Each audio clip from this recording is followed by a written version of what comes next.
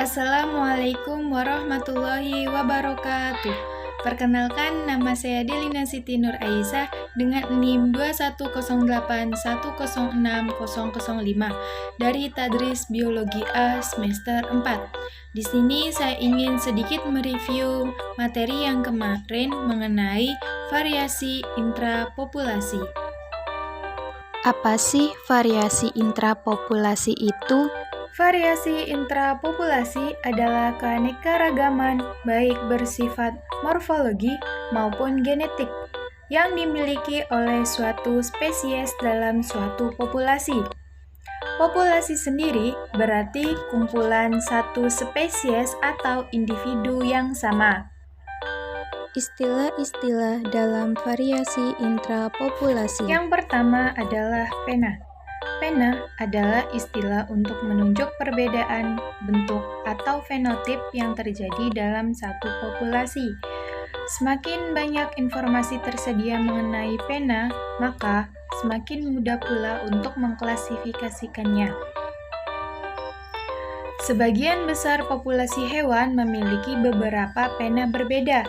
Yang pertama yaitu sexual dimorphism, age variation, variasi musiman, dan polimorfisme. Yang kedua yaitu sibling species. Spesies yang secara morfologi sangat mirip, namun perilaku dan karakteristik lainnya berbeda. Mereka juga mengalami isolasi reproduksi. Yang ketiga yaitu genpool. Genpool adalah kumpulan semua alel unik pada suatu spesies atau populasi. Faktor-faktor penyebab terjadinya variasi intrapopulasi.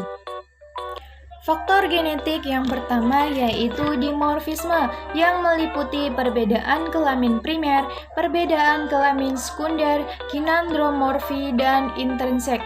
Yang kedua, generasi yang berbeda secara reproduksi atau strain seksual dan uniparental.